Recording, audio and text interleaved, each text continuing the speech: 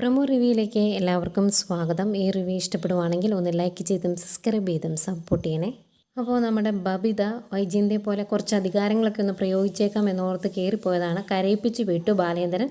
അതിനുശേഷം അലീന ചെന്ന് കഴിയുമ്പം അലീനയും ബാലേന്ദ്രനോട് സംസാരിക്കുമ്പം അലീനയോട് ബാലേന്ദ്രൻ പറയുവാണ്, അലീന സ്റ്റാൻലി അത് വേണോ അലീന ബാലേന്ദ്രൻ വേണോ എന്ന് ചോദിക്കുകയാണ്. അലീനയുടെ അച്ഛൻ്റെ പേര് സ്റ്റാൻലി എന്നാണ് കേട്ടോ. അത് ബാലേന്ദ്രൻ എങ്ങനെ അറിഞ്ഞു എന്നറിയില്ല. ഏതായാലും നാളത്തെ എപ്പിസോഡിൽ നമുക്കതറിയാം. ഏതായാലും ഇതിൽ ഏത് വേണം എന്ന് ചോദിക്കുമ്പം അലീനയ്ക്ക് ഇഷ്ടം അലീന ബാലേന്ദ്രൻ എന്നുള്ള പേരാണ്.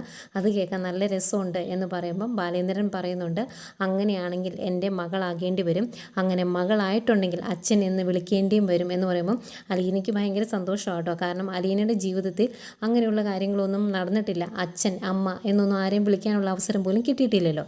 അത് കഴിഞ്ഞ് ബാലേന്ദ്രൻ്റെ സങ്കടങ്ങളൊക്കെ പറയുന്ന കൂട്ടത്തിൽ പറയുന്നുണ്ട്, എന്നെ എല്ലാവരും പറ്റിച്ചുകൊണ്ടിരിക്കുവാണ്, ഭാര്യയും മക്കളും എല്ലാം പറ്റിച്ചുകൊണ്ടിരിക്കുവാണ്.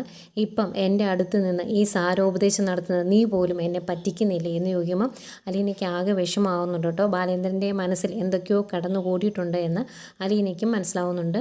ഈ സമയം വൈജയന്തി പല മാർഗങ്ങൾ പ്രയോഗിച്ചിട്ടും അലീനയെ അവിടുന്ന് പുറത്താക്കാൻ പറ്റുന്നില്ലല്ലോ. അന്നേരം വീണ്ടും കുരുട്ടുബുദ്ധിക്ക് വേണ്ടി കമലയെ വിളിക്കുന്നു. അന്നേരം കമല പറയുവാണ്, അലീനയുടെ ചായക്കകത്ത് വിഷം ചേർത്ത് കൊടുക്കാൻ. അന്നേരം വൈജയന്തി ചോദിക്കും, അങ്ങനെയൊക്കെ ആരെങ്കിലും ചെയ്യുമോ എന്ന്. അന്നേരം കമല പറയുന്നുണ്ട്, ആവശ്യമുള്ളവർ ആവശ്യം ഉണ്ടെങ്കിൽ ഇങ്ങനെയൊക്കെ ചെയ്യും എന്നിങ്ങനെ പറയുവാണ്. അന്നേരം അതിനെപ്പറ്റി ചിന്തിച്ച് നിൽക്കുന്ന വൈജയന്തിയെ കാണിക്കുന്നുണ്ട്. ഇനി നാളെ അലീനയുടെ ചായയിൽ വിഷം കലർത്തി കൊടുക്കുമോ എന്നറിയില്ല.